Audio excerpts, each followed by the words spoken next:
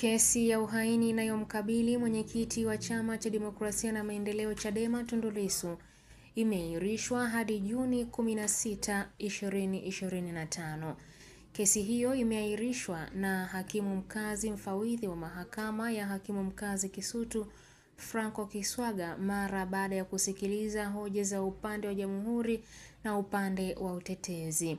Awali upande wa jamhuri uliomba mahakama kuahirisha kesi hiyo kwa kuwa upelelezi haujakamilika, hoja ambayo ilipingwa vikali na upande wa utetezi wakidai upelelezi umechukua muda mrefu. Akitoa majumuisho, hakimu Franco Kiswaga aliuliza upande wa jamhuri kwamba upelelezi umefikia wapi, ambapo ulijibu hatua za mwisho, hivyo kutaka upelelezi huo ukamilishwe kwa haraka kwa kuwa upo katika hatua ya mwisho na kesi iweze kuendelea. Hii ni update kutoka ABT Media na mimi ni Irene Nziku.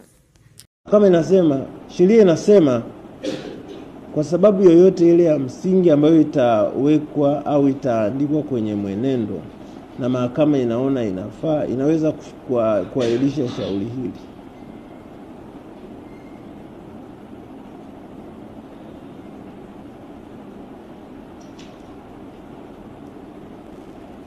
Bunge lilivyotunga hiki kifungu litambua kabisa kwamba mahakama ya hakimu mkazi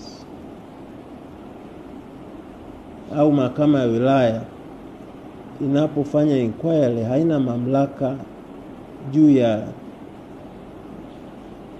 ya shauri au ya shtaka ambalo ameshtakiwa nalo mshtakiwa. Kwa ndio maana haikusema katika kifungu hichi nini kifanyike pale ambapo kutakuwa hakuna sababu ya msingi iliyotolewa na upande wa mashtaka. Upande wa utetezi wamekuja na hoja, wameiletea mahakama hoja kwamba wanaomba mahakama, kwa kuwa sababu iliyotolewa sio ya msingi, naomba mahakama imfutie mshtakiwa mashtaka na imwachilie huru kwa kucite kesi ya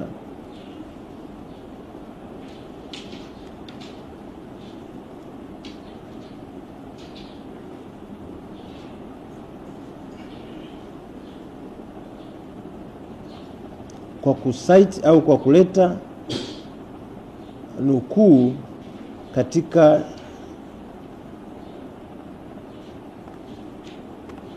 kesi iliyoamliwa mwaka 1980